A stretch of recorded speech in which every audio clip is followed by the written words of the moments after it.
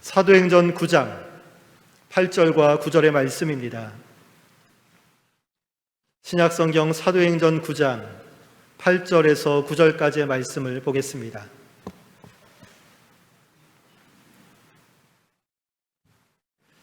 이 시간 하나님의 말씀을 한 목소리로 읽겠습니다. 사울이 땅에서 일어나 눈은 떴으나 아무것도 보지 못하고 사람의 손에 끌려 다메섹으로 들어가서 사흘 동안 보지 못하고 먹지도 마시지도 아니하니라. 아멘.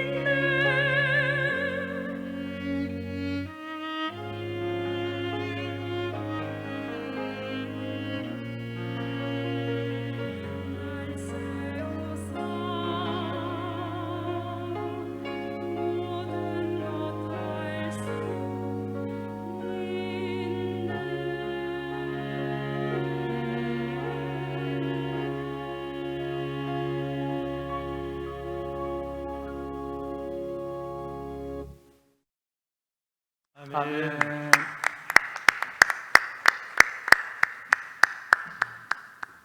이제 하나님의 말씀을 듣습니다. 담임 목사님 나오셔서 하나님의 부흥을 사모하라 라는 제목으로 말씀을 전하십니다. 큰 은혜 받으시기 바랍니다. 할렐루야.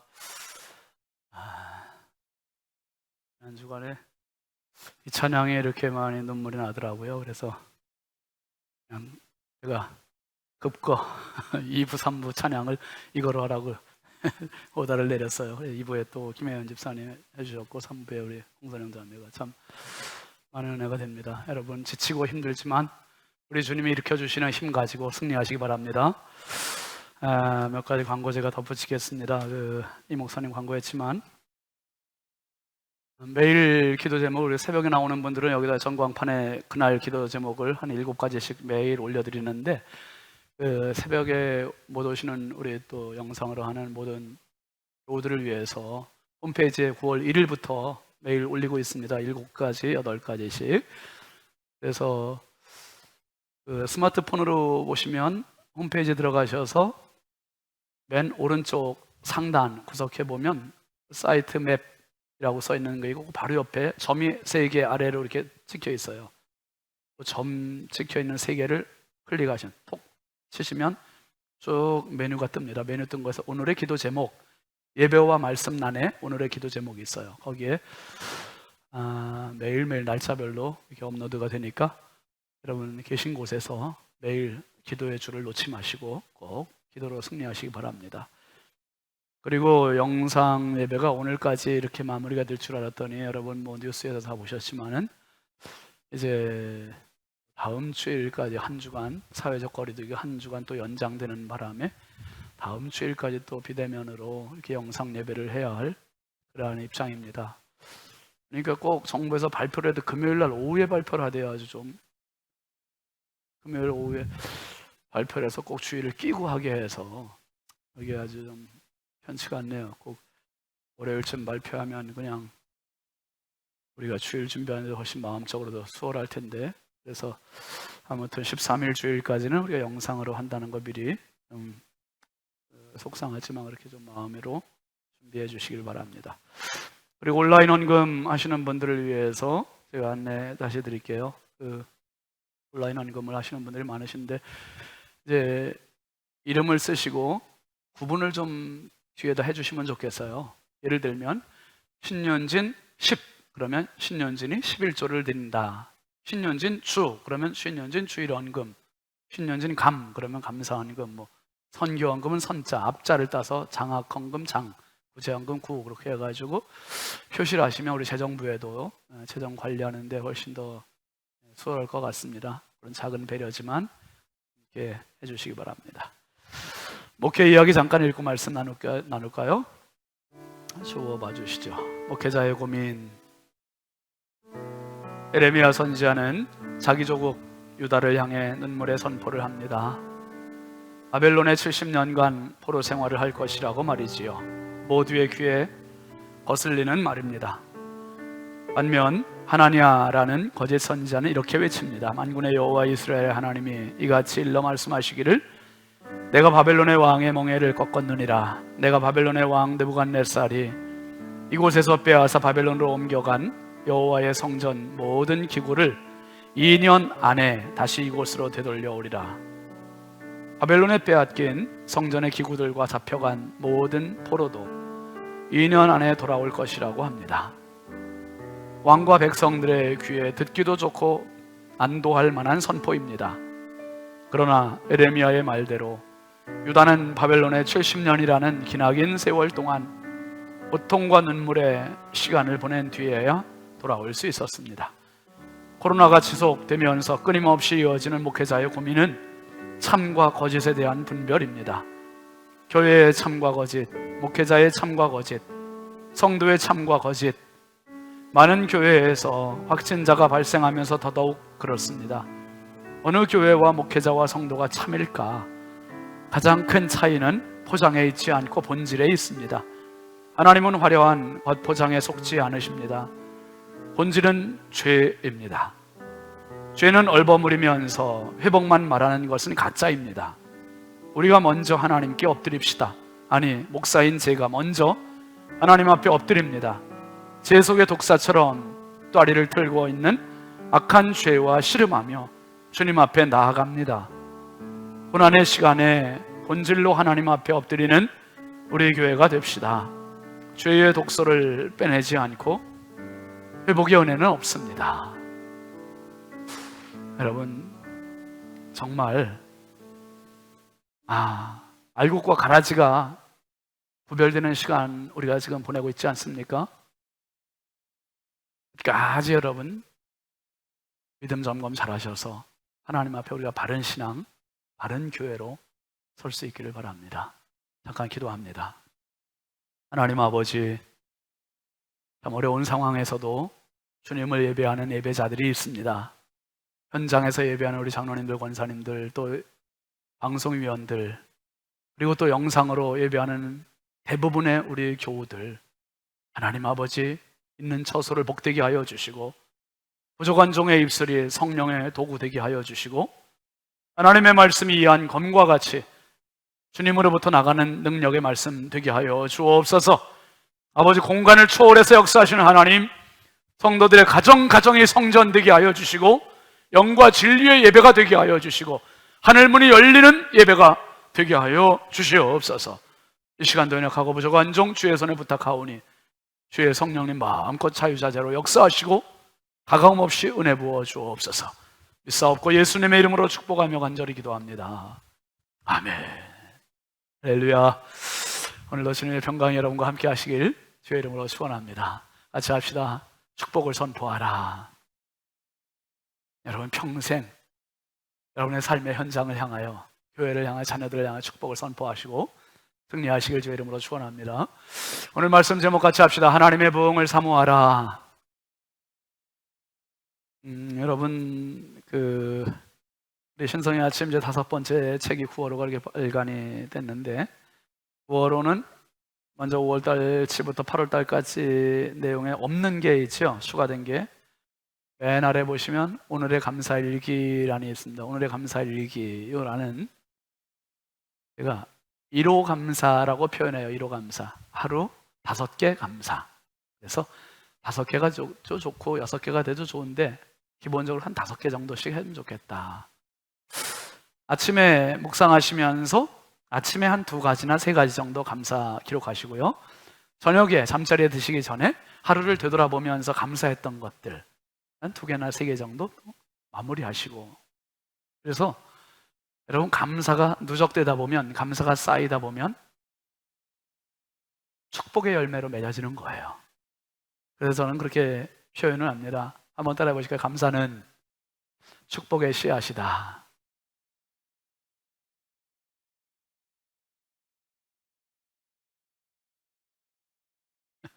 감사는, 다시 합시다. 감사는 축복의 씨앗이다. 아멘이시죠? 여러분 보세요. 이게 뭐 처음부터 이렇게 씨앗이 달렸겠어요? 근데 이제 이게 다 연그러니까 씨앗이 되고, 씨앗을 심으면 또 싹이 나고 줄기가 나고 또 이렇게 열매가 되지 않겠습니까? 작은 감사지만, 근데 감사에도 본질적인 감사는 거기다 기록 안 하셔도 괜찮아요. 근데 특별히 감사가 느껴질 때는 또 하지만, 구원의 감사, 뭐 그런 것들은 그냥 늘 평생 감사니까, 거기에 쓰는 감사는요, 사소한 것들, 그런 거, 구체적인 것들을 쭉 기록하시다 보면 정말, 오늘 저녁에 뭐 예를 들면 고등어찜이 나왔는데 너무 맛있다. 그럼 오늘 저녁에 고등어찜을 먹게 해주셔서 감사합니다. 뭐 그런 식으로 사소한 감사. 여러분, 근데 감사 중에 우리가 살다 보면 정말 감사한 거 있지 않습니까? 보는 거, 듣는 거, 말하는 거. 우리가 지금 영상으로 예배할 수 있다는 게 얼마나 감사합니까? 어제 아침에 우리 원로 목사님하고 아침에 만나서 여기 잠깐 이제 야외 카페에서 대화했는데, 우리 목사님 그러세요. 이 영상을 다 미리미리 준비해놔가지고 이런 사태가 왔을 때 우리의 영상 예배를 드릴 수 있는 것도 얼마나 이게 감사한 일이냐는 거예요. 그렇죠, 여러분? 참, 이때를 우리가 준비한 건 아니지만 그때 준비해놨더니 하나님께서 이런 때를 주시고, 우리가 이런 때 정말 수월하게 이렇게 영상 예배로, 성도들도 가정에서 드리시는 분도 아멘이시죠? 참 너무 감사한 일입니다. 근데 여러분, 듣는 것도 너무 중요하지만 영상으로 볼 수 있다는 것도 너무 감사한 거고요. 말할 수 있다는 것도 감사합니다. 그런데 말하고 듣고 보는 것 중에 뭐니 해도 보는 게 너무 중요한 거고요. 너무 감사한 겁니다.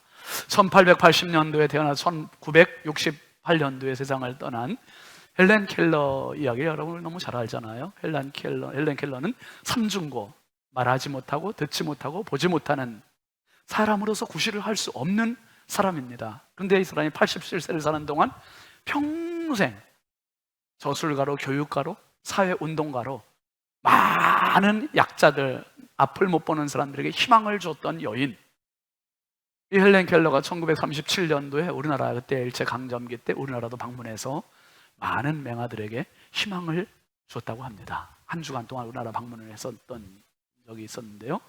근데 헬렌 켈러가 19개월 때, 생후 19개월 때 정말 갓난아기였을 때 심한 병을 앓으면서 시력과 청력을 잃었대요. 완전히 시력 청력을 완전히 상실하고 그 여파로 언어까지, 말까지 잃게 되고, 그래서 그 부모님이 헬렌 켈러가 6살 되던 해에 설리반이라고 하는 선생님을 붙여줬는데, 그때 설리반 선생님이 이제 20살 나이에 헬렌 켈러를 맡은 거예요. 근데 헬렌 켈러를 맡으면 설리반 선생님이 한 달이 못 되어서 교육법을 도입을 했는데, 어떻게 교육했냐면 손에다가, 헬렌 켈러의 손바닥에다가 설리반 선생님이 손가락으로 글씨를 썼대요. 예를 들면 책을 한번 만지게 하고 손바닥에다가 북, 이렇게 수화 알파벳으로 써주고,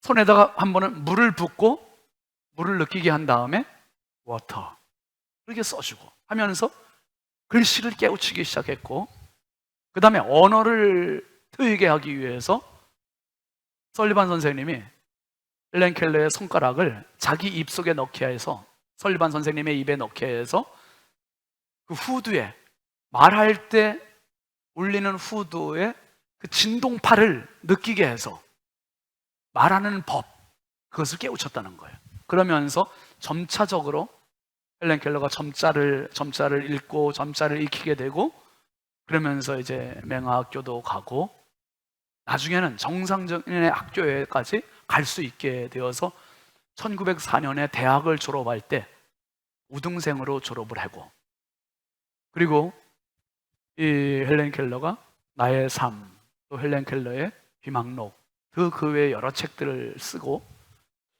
영화까지 만들게 되고 대통령의 훈장까지 받게 되고, 정말 두 눈을 가지고 두 귀를 듣고 두 입으로 말할 수 있는 우리가 부끄러울 정도로, 여러분, 말하지도 못하고 듣지도 못하고 보지도 못하면 이 사람으로 끝난 거 아닙니까?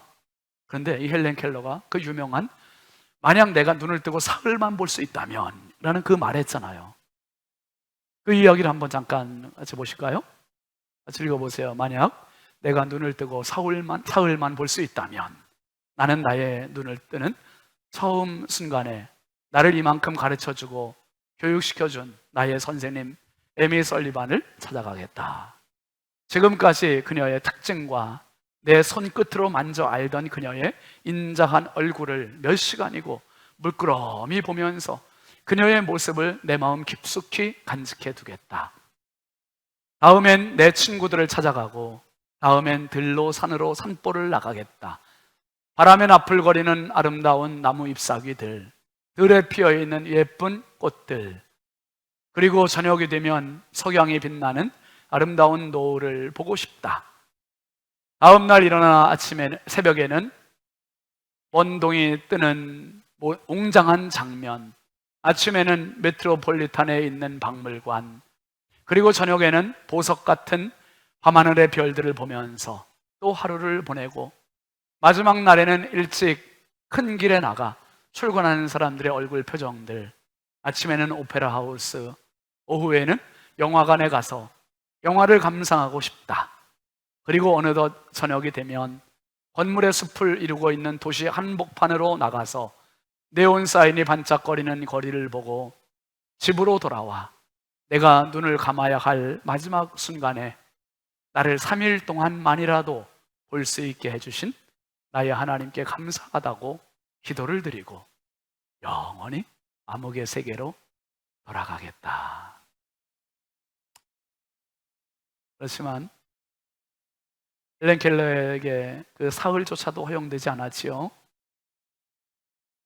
헬렌 켈러가 보고 싶어 하는 거는 단 사흘 동안 보고 싶어 하는 건 뭐 대단한 거, 화려한 거, 엄청난 게 아니죠. 우리가 그냥 일상적으로 볼 수 있는 것들, 아침에 출근하는 사람들의 얼굴 표정, 큰 건물에 네온 사인, 그냥 원동이 트는 것, 석양, 밤하늘의 별들, 일상적인 것들, 그냥 지나치는 것들. 그런데 그것이 소중한 것이요. 그것이 소중한 것. 여러분, 사람의 눈의 시력은 제한이 있습니다.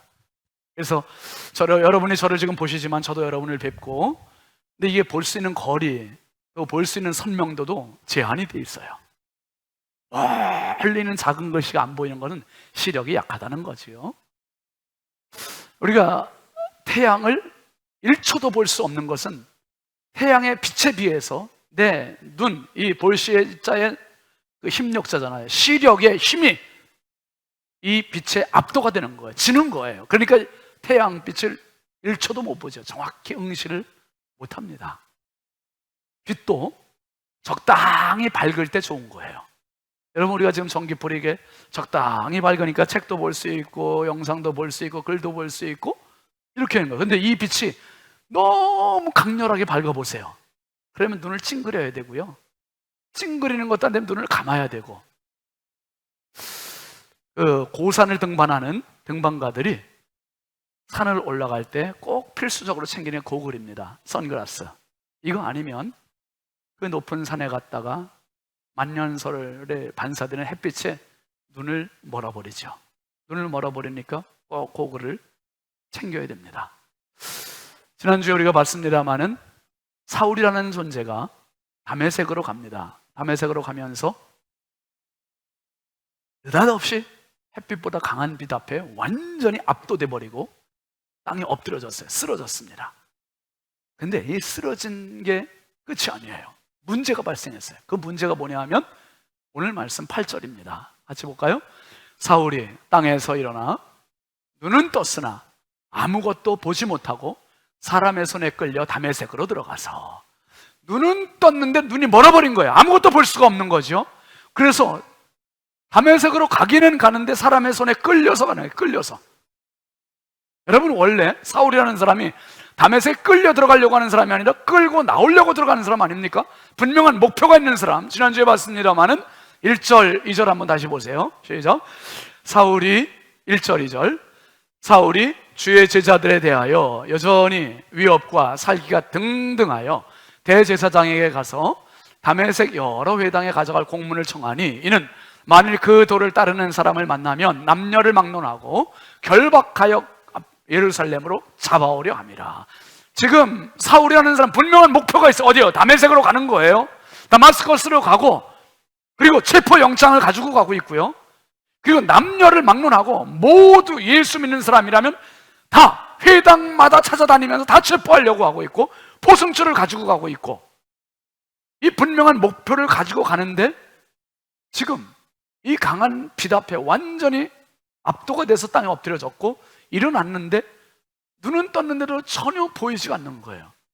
보이지 않고 이 뒤죽박죽 되어 있는 이 혼란스러운 이 사울이 지금 이 사흘 동안 지금 맹인으로 있습니다. 앞을 못 보게 돼요. 9절 한번 보실까요? 사흘 동안 보지 못하고 먹지도 마시지도 아니하니라. 이 사흘의 시간은 혼란의 시간이에요. 어둠의 시간입니다. 두려움의 시간이요. 공포의 시간이에요. 왜요? 내가 사흘 동안 네 눈을 멀게 하겠다, 이런 말도 없었어요. 그러니까 눈이 갑자기 실명이 돼버리니까 이 공포지요. 내 인생이 뭔가 이제 대체 내가 지금까지 핍박하고 미워했던 예수가, 그분이 그리스도라는 게 이게 멘붕이 온 거예요. 완전히. 어떻게 이럴 수가 있나? 내가 너무 잘못 살았구나, 잘못 믿었구나, 잘못 알았구나. 그리고 자기의 모든 지성이 완전히 땅에 엎드려지는 겁니다. 그리고 이 맹인이 된 것에 대한 두려움이 있는 거죠. 내가 죽을 때까지 이거 맹인으로 사는 거 아닌가 하는 두려움, 불길한 불안감, 공포, 이것이 완전히 자기를 짓누르는 겁니다. 이런 시간에 누구를 만날 수도 없고, 무엇을 먹을 수도 없고, 마실 수도 없고, 어떤 계획을 할 수도 아무것도 없이 이 사흘 동안 사울이라는 사람이 한 게 뭘까요? 사흘 동안 성경은 안 나와 있는데 보나마나 저는 그렇게 정확히 추정할 수 있어요. 그 빛, 그 음성, 나는 내가 밖에 아는 예수라, 그 음성을 들은 사울이 다메섹에 들어가서 한 것이라고는 사흘 동안 울기만 했을 것 같아요. 울기만.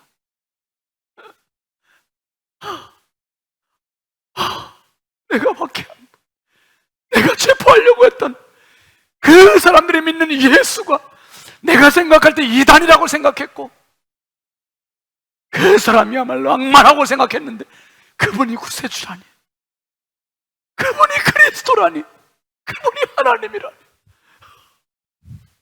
주여, 주여 용서하옵소서. 주여 죄송합니다. 내가 죽일 놈입니다. 죄송합니다.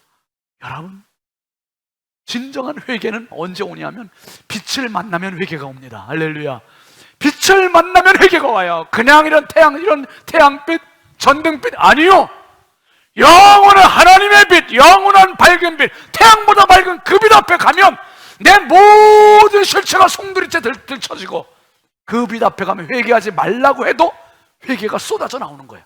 회개가 쏟아져 나와. 그러니까 우리가 그냥 이사역을 써가면서 주여 한 주간 동안 지었던 죄 용서해 주옵소서, 이거 회개 아니고요. 할 말이 없을 정도로 눈물만 쏟아져 가슴을 치고 애통하는, 흑흑거리는, 그게 진짜 회개예요. 하나님 앞에 진짜 엎드리는.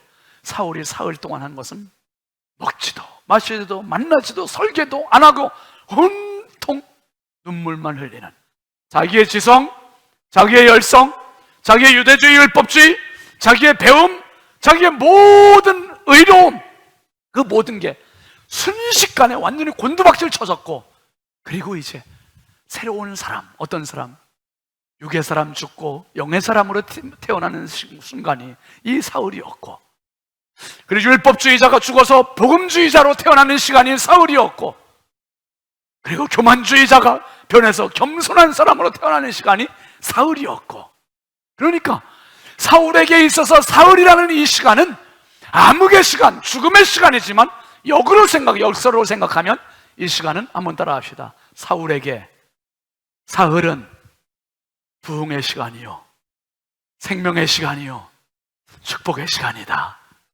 아멘이시죠? 여러분, 이 사흘이 사울, 저주받을 수밖에 없는 죽음의 사울을 이제 부흥의 사울로, 생명의 사울로, 복음의 사울로, 성령의 사울로 만든 축복의 시간이 된 겁니다. 여러분, 한국의 지성이라고 하는 이어령 박사 이야기 잘 아시잖아요. 이어령 박사, 바로 이분이잖아요. 이분이 초대 문화부 장관을 지내셨고, 자칭 무신론자, 나는 신을 믿지 않는 사람. 왜?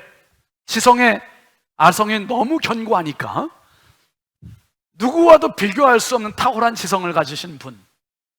그러니까 자기는 무신론자, 신을 안 믿어도 되는 사람, 인정하지 않는 사람. 그런데 나이 70이 넘어서 이분이 지성의 문턱을 넘어서 영성의 세계로 진입을 했어요. 여러분, 70년 살면서 자기 지성의 아성을 쌓아놓은 사람이 그거 하루아침에 무너뜨린다는 것이 얼마나 자괴감이 들고 자존심 상하고 힘든 일이겠어요. 그랬던 계기가 있었는데, 그게 바로 미국 하와이에 살고 있는 딸, 이민아 변호사였었죠. 이민아 딸의 전화 한 통이었어요. 하와이에 있는 딸이 아버지에게 전화를 했는데 실명 위기에 있어서 딸이 한 달 가까이 바깥 출입을 못하고 집안에만 있다는 거예요. 아버지에게 이건 청천벽력과 같은 그 날벼락의 소식인 거죠. 이어령 박사가 아내와 함께 당장 하와이로 날아갔습니다. 그리고 딸의 집을 갔는데 딸의 눈이 너무 어두워서 설거지를 하는데 그릇을 깨트리는 거예요. 가슴이 찢어지는 거죠. 병원에서의 진단은 망막박리 증상을 받고, 어떤 병원에서도 수술 불가. 잘못 손대면 순식간에 망막이 파열돼서 평생 실명된다. 이대로 점차적으로 실명이 되는 게 낫지, 잘못 손댔다가는 완전히 두 눈 다 잃는다는 이 청천벽력 같은 진단을 받고 하루하루 지나는데, 그 딸이 어느 주일이 돼서 아빠에게, 아빠 오늘 그냥 산책 간다는 생각 가지고 저하고 교회 가요. 이어령 박사가 아무리 시성인이어도 딸 앞에는 초라한 아빠잖아요. 아빠가 해달라는 거 못 해줄 게 뭐가 있겠어요. 근데 교회에 한번 가자니까 그냥 따라갑니다.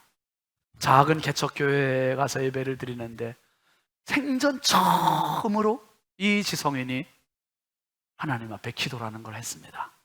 기도라는 걸 했는데 기도의 내용이 이겁니다. 만약 하나님께서 기적을 베푸시어 미나가 어제 본 것을 내일 볼 수 있고 오늘 본 내 얼굴을 내일 또 볼 수만 있게 해주신다면 저의 남은 생을 주님께 바치겠나이다. 이 기도를 하면서 이어령 박사의 두 눈에 눈물이 흐르고 그의 무릎은 자기도 모르는 사이에 땅에 꿇어 있었고, 딸의 병 때문에 그 견고한 난공불락의 이 지성의 사람이 하나님 앞에 굴복을 하고 하나님의 음성을 듣게 됩니다. 이어령 박사가 후에 이런 이야기를 했습니다. 인간이 종교에 다가가는 가장 빠른 지름길이 질병이며 모든 병 속에는 종교의 광맥이 묻혀 있다. 지성인답죠? 말이. 인간이 종교에 다가가는 가장 빠른 지름길이 질병이래요. 여러분, 건강한 사람들도 암이다 그러면 아이고 하나님 찾고 교회에 오게 되고 기도하게 되고, 이게 지름길, 하나님께 오는 지름길. 모든 병 속에는 종교의 광맥이 묻혀 있다. 이 표현을 했습니다. 그리고 이제 하와이에서 딸을 데리고 수술을 위해서 한국에 왔습니다. 한국의 대학병원에 가서 수술을 앞두고 먼저 검사를 했어요. 검사를 했는데 검사 결과가 정상으로 나온 거예요. 망막 박리가 아니라, 망막 파열 위험 아니라 완전 정상으로 나온 거예요. 이거를 이어령 박사가 또 한 번 충격을 받은 거예요. 도대체 이게 무슨 일이냐? 병원에서 한 것이라고는 검사 받은 것밖에 없는데 미국에서는 손댈 수도 없고 어떤 병원도 안 된다고 그렇게 했던 게 불과 며칠 만에 한국에 왔는데 어떻게 이게 정상으로 나올 수 있느냐? 그래서 2007년 7월 달에 이어령 박사는 그 지성에 자기의 성벽을 무너뜨리고 영성의 세계로 가서 지성에서 영성으로 라는 책을 쓰지 않습니까? 그리고 하나님 앞에 세례받고 온누리교회에서 지금까지 신앙생활 잘하고 정말 영의 사람이 되어 있어요. 영의 사람을. 여러분, 사울이라는 사람이 이 사흘의 시간에 죽음의 시간이 없었다면 이 사람이 하나님의 사람 될 수 없습니다. 부흥의 사람 될 수, 성령의 사람 될 수가 없어요. 이 시간 때문에 영의 사람, 복음의 사람이 됐던 거예요. 구약 성경에 보면 이런 똑같은 사람이 나와요. 누굽니까 여러분? 요나예요. 요나. 요나가 하나님의 명령 음성 듣고 사명을 가지고 니느웨로 가야 돼요. 그런데 싫어요. 왜요? 니느웨는 아수르의 수도, 원수의 나라예요. 원수가 구원받는 거 싫으니까 다시스로 갑니다. 다시스로 가는 배를 타고 가다가 풍랑을 만나서 한 사람을 배에서 바다로 던져야 된다는 그러한 선장의 말에 의해서 제비를 뽑았는데 제비 뽑기가 요나에게 닥치고, 요나가 물로 던져지고 바닷속에 빠진 요나를 하나님 물고기를 예비하시고 물고기 뱃속에 들어가는데, 여러분 우리가 성경을 읽어서 요나가 사흘 동안 물고기 뱃속에 있었다, 이게 수월하게 이렇게 읽지만 여러분 한번 생각해 보세요. 사람이 물고기 뱃속에 들어가 사흘 동안 있었다는 게 이게 쉬운 일이에요? 요나는 물고기 뱃속을 예고나 했습니까? 예상이나 했습니까? 경험이나 했습니까? 생전 처음 들어가는 물고기 뱃속, 어떤 생각이었겠어요? 죽는구나. 그 생각 안 했겠어요? 물고기 뱃속에 얼마나 지독한 냄새가 났을 것이며 얼마나 칠까지 깜깜했을 것이며 그 물고기 내장에 찐득찐득한 끈적끈적한 거기에서 다 온 몸이 그냥 다 적셔졌을 것이며 산소가 희박해가면서 죽어갈 것이며 지금 요나가 그 물고기 뱃속에 사흘 동안 완전히 초죽음이 되는 것이고 희망이 없는 것이고 그런데 그 꺼져가는 등불과 같은 자기 생명을 붙들고 하나님 앞에 물고기 뱃속에서 한 기도가 뭡니까? 2장 요나서 2장 9절 보시죠. 시작. 나는 감사하는 목소리로 주께 제사를 드리며 나의 서원을 주께 갚겠나이다. 구원은 여호와께 속하였나이다. 물고기 뱃속에서 죽어가면서 요나가 하나님 앞에 두 손 번쩍 들은 거야. 하나님, 내가 주께 서원을 갚겠어요. 하나님, 주께 서원을 갚겠습니다. 나는 감사하는 목소리로 주께 제사를 드리고 구원은 오직 하나님께로만 이 고백을 해요. 이 사흘 동안 요나의 고백과 요나의 간절함과 초죽음을 끝내고 물고기가 요나를 토해내고 요나가 어떻게 됩니까? 다시 이스라엘로 돌아갑니까? 아니요. 사명지로 가는 거예요. 니느웨로 가서 니느웨 백성들에게 회개의 복음을 전하고 그랬더니 니느웨 성이 발칵 뒤집히는 거예요. 어떻게 해요? 부흥이 됐어요. 왕으로부터 모든 백성들이 회개하고 그리고 부흥의 역사가 일어남을 믿으시길 바랍니다. 요나의 3일 동안에 그 죽음은 죽음이 아니라 부흥이요, 생명이요, 축복이에요. 여러분, 예수님의 사흘 동안의 무덤 속의 시간은 뭡니까? 죽음의 시간이요, 장사의 지냄의 시간이요, 옛것의 죽음의 시간이요, 육의 죽음의 시간이요. 그런데 죽음이 끝이 아니잖아요. 뭡니까? 그 사흘의 무덤의 죽음의 시간, 어둠의 시간, 절망의 시간은 거기서 나를 살리는 예수님 영원 부활하시고 영생하시는 승리하시는 부흥이 그 안에서 이루어지고 있음을 믿으시길 바랍니다. 죽음은 죽음이 아니에요. 죽음은 부흥과 연결이 되는 겁니다. 코로나 바이러스 하나가 전 세계를 지금 뒤집어 놓고 있습니다. 어떻게 이럴 수가 있습니까? 코로나 바이러스의 크기가 볼펜 하나 딱 점 찍었을 때 그 점에 30억 개의 코로나 바이러스가 들어갈 정도로 작대요. 그렇게 작고 눈에 보이지도 않는 것이 어떻게 전 세계를 이렇게 뒤집어 놓을 수 있습니까? 여러분, 대한민국이 멈췄고 전 세계가 멈췄고 한국교회가 멈췄고 다 우리 일상생활에 뒤집어졌어요. 담에색으로 들어가던 사울의 모든 계획이 완전히 와해된 것처럼 코로나 바이러스 하나 때문에 전 세계가, 한국이, 저와 여러분들이, 우리 모두가 다 뒤죽박죽 됐습니다. 예? 이 코로나 바이러스 때문에 전 세계가 어제 기준으로 보니까 2675만 명이 감염이 됐어요. 2700만 명이면 어마어마한 거 아닙니까? 숫자가. 그리고 사망자가 무려 87만 명이나 돼요. 우리나라 뭐 330명 정도밖에 안 되지만은 전 세계적으로 87만 명, 어마어마한 수치예요. 그 많은 사람들이 죽어가고 있고, 마치 애굽의 바로 왕에게 10가지 재앙이 순차적으로 계속 내리고 압박하고 프레스하는 이와 같이 똑같은 현상이 지금 우리에게 오고 있다 이 말이에요. 지금 코로나가 만약에 며칠만 있다가 그냥 없어져 버렸으면 아무것도 아닌 거로 치부해 버리고 우리 아무 교훈도 없어요. 그런데 이게 9개월 동안이나 1월 중순부터 지금까지 계속 코로나 하면서 떠나지 않고 있고 더 힘들게 하고 있고 더 긴장하게 하고 있고, 여러분, 대한민국은 죽음의 시간을 보내고 있는 거고 한국교회도 죽음의 시간을 보내고 있는 거고 전 세계가 죽음의 시간을 보내고 있어요. 힘들다, 어렵다, 짜증내고 이렇게 해서 끝나면 이 코로나는 아무 유익이 없어요. 그런데 믿음 있는 사람, 영적인 사람들은 볼 수 있어야 돼요. 뭘? 사울의 사흘, 요나의 사흘, 예수님의 사흘 같은 시간을 우리가 지금 보내고 있다. 이 사흘은 죽음의 사흘이지만 죽음의 사흘 속에 부흥의 사흘이 숨어 있다. 할렐루야. 부흥의 사흘이 숨어 있는 것이고 축복의 사흘이 숨어 있는 것이고 생명의 사흘이 숨어 있는 것이고, 저는 분명히 그런 소망을 가져요. 이 기간은 알곡과 가라지를 갈라내는 그러한 기간이 될 수도 있겠다. 진짜 신자와 가짜 신자, 진짜 목사와 가짜 목사, 진짜 교회와 가짜 교회를 갈라놓을 수 있는 기준이 될 수도 있겠다. 여러분, 이때가 지나고 나면 우리가 더 모이는데 힘썼으면 좋겠습니다. 더 부흥할 수 있었으면 좋겠습니다. 더 하나님의 역사가 강력하게 임하는 교회가 될 수 있으면 좋겠습니다.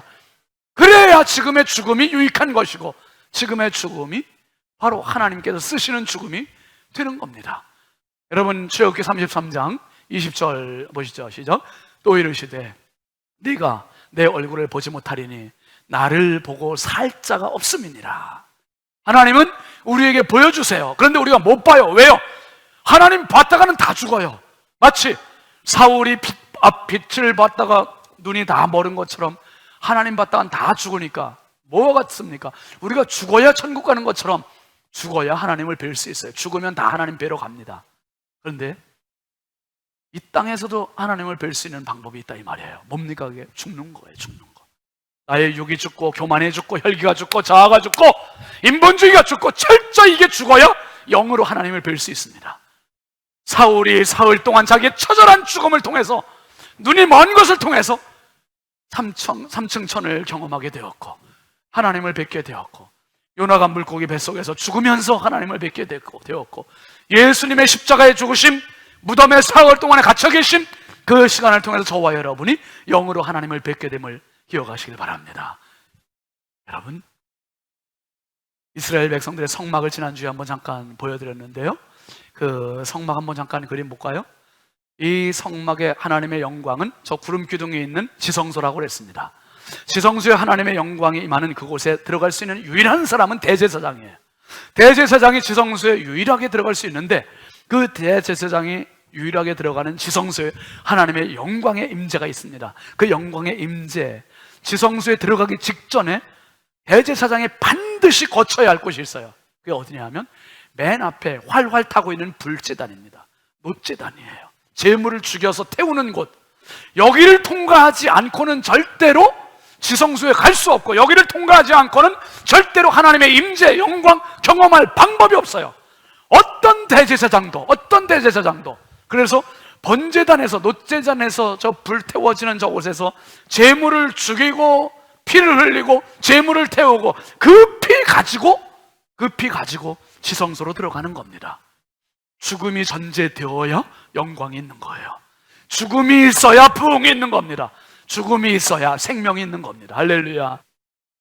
여러분, 사울의 죽음, 사흘, 그것이 사울에게 새로운 부흥의 시간이었고, 요나에게 물고기 뱃속에서의 사흘, 그것이 자기에게 또 다른 니느웨의 부흥의 단초 시작이 되었고, 예수님의 사흘, 무덤 안에서의 사흘이 저와 여러분이라는 어마어마한 부흥을 일구신 것이고, 코로나라는 이 지나기는 세월이 사흘이 한국교회에, 우리 신성교회에, 여러분 개인에게, 여러분 가정에게 정말 하나님의 놀라운 부흥의 기회가 될 수 있기를 바랍니다.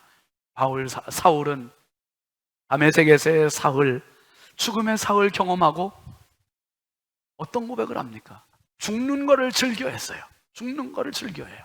고린도전서 15장 31절 한번 보세요. 시작. 형제들아, 내가 그리스도 예수 우리 주 안에서 가진 바 너희에 대한 나의 자랑을 두고 단언하노니, 나는 뭐 한다고요? 나는 날마다 죽노라. 할렐루야. 날마다 죽노라. 이게 여러분, 한 번 죽기가 힘들지, 한 번 죽을 때 죽을까 말까, 어떻게 죽어 이랬지, 죽고 나면 그 다음에는 죽음이 두렵지 않은 거예요. 죽기가 즐거워지는 거예요. 왜요? 죽어야 사는 걸 알기 때문에, 죽어야 부흥되는 걸 알기 때문에. 그러니까 죽기를 즐거워하는 사람이 사울이었었어요. 다시 합시다. 나는 날마다 죽노라. 이게 사울의 고백이었어요. 야, 다메섹에서의 죽음을 경험한 사람이 나는 날마다 죽노라. 여러분, 하나님의 거룩한 빛, 완전한 빛, 영원한 빛, 그 보좌 앞에서 우리 교회가 날마다 죽는 교회가 될 수 있기를 바랍니다. 저와 여러분이 날마다 죽는 신자가 될 수 있기를 바랍니다. 죽어야 살고, 죽어야 부흥되고, 죽어야 생명이고, 죽어야 승리입니다. 그게 바로 하나님의 부흥, 하나님의 부흥. 사울은 사흘 동안 죽음의 자리에서 하나님의 부흥을 준비하고 있었고 사모하고 있었고, 하나님의 부흥이 사울을 통해서 교회가 세워졌고, 전 세계 복음화의 틀을 마련할 수 있었습니다. 오늘 남들은 몰라요. 우리 신성교회는 이 영적 비밀을 모두가 깨달을 수 있기를 바랍니다. 하나님의 부흥은 우리로부터 시작되는 거예요. 하나님의 부흥은 죽음으로부터 시작되는 겁니다. 하나님의 부흥은 신성교회로부터 시작되는 것이고, 하나님의 부흥은 당신으로부터 시작됩니다. 죽어야 살고, 죽어야 보고, 죽어야 영광이고, 죽어야 부흥입니다. 우리 모두 하나님의 부흥을 사모하는 영의 사람들 다 되셔서 끝까지 승리하시길 주의 이름으로 축원합니다. 축원합니다. 우리 함께 같이 찬양합니다. 부흥 찬양 가사 생각하면서 함께 하시죠. 우리 영상으로 하는 믿음의 가족들도 열정으로 우리 함께 부흥 찬양을 합시다.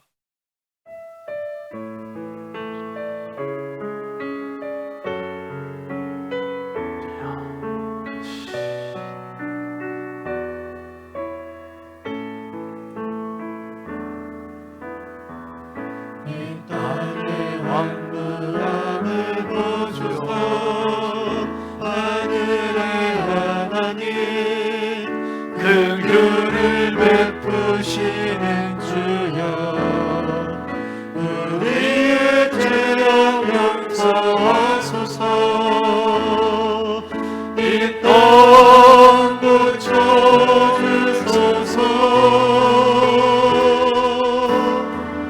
이제 우리 모두 하나 되어 이 땅에 무너진 기초를 다시 쌓을 때, 우리의 우상들을 깨우신 성령의 불 임하소서.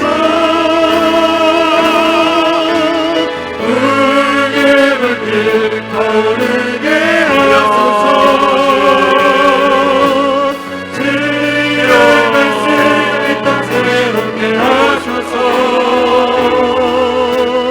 은혜의 강물 흐르게 하소서. 성령의 바람 이제 불어와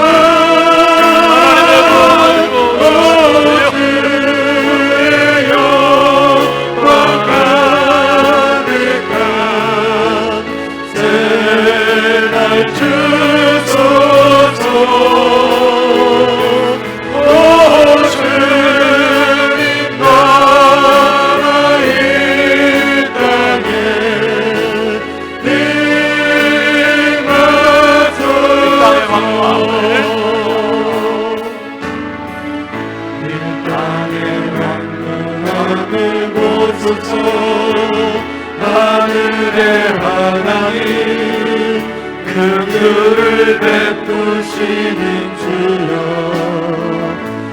우리의 죄악 용서하소서. 이 땅 고쳐주소서.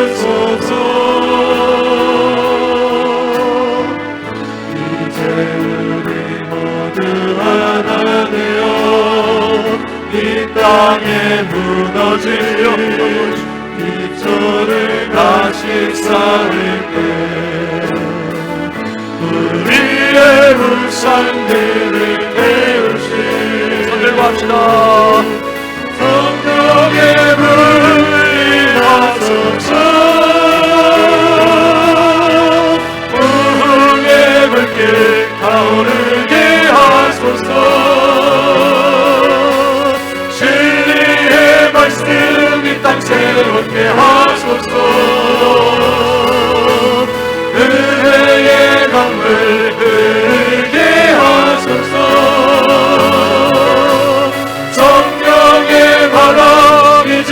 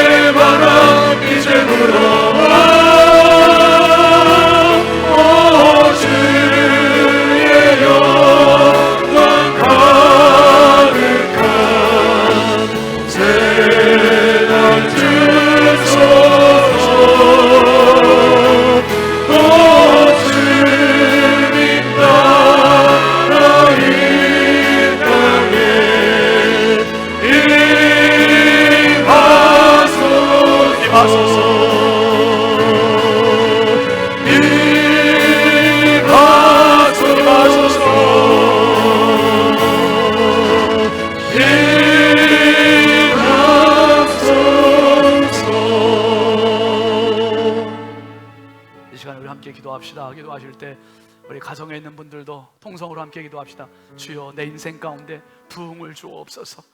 부흥을 이루지 못하는 나의 덜 죽은 것들이 철저히 죽게 해주시고, 자아가, 교만, 인본주의가 죽게 하시고, 온전히 영의 사람, 성령의 사람으로 다시 부흥을 이루고 생명으로 태어나는 축복의 생애 되게 달라고, 우리 자신을 위해서, 가정을 위해서, 교회를 위해서, 나라를 위해서도 우리 함께 두 손 높이 들고 주여 삼창 부르짖어 기도합니다. 주여, 주여, 주여, 아버지 하나님 감사합니다. 주여, 하나님의 부흥을 우리에게 허락하여 주옵소서. 하나님의 부흥을 우리 신성교회에 허락하여 주옵소서.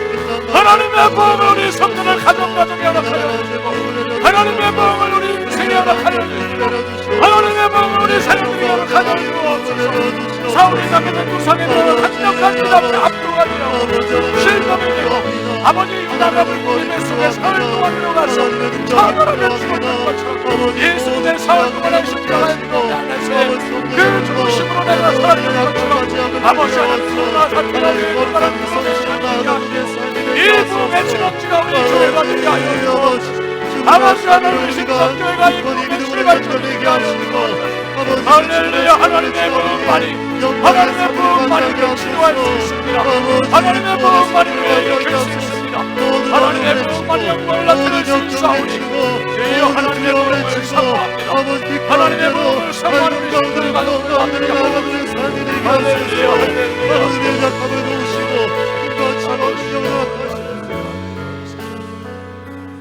거룩하신 아버지 감사합니다.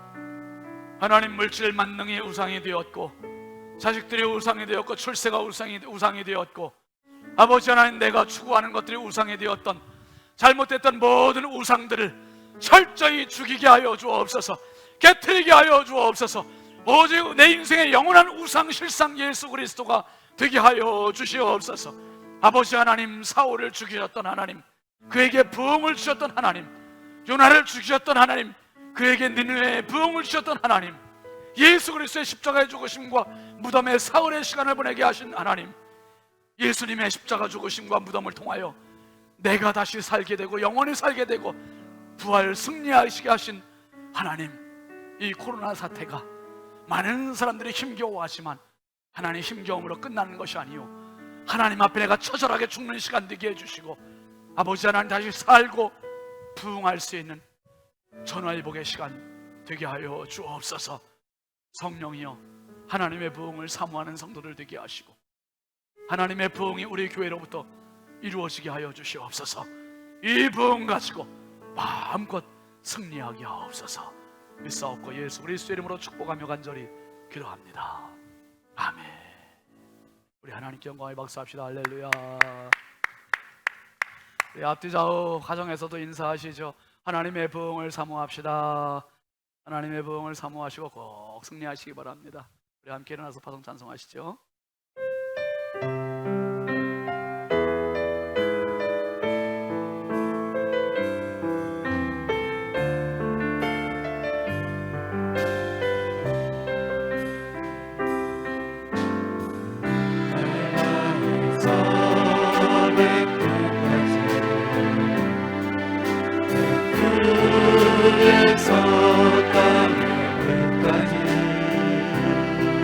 주를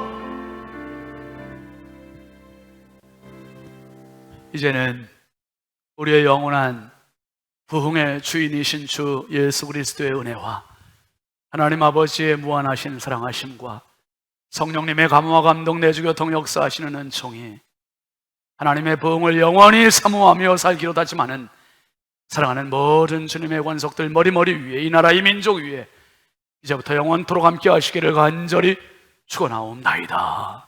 아멘.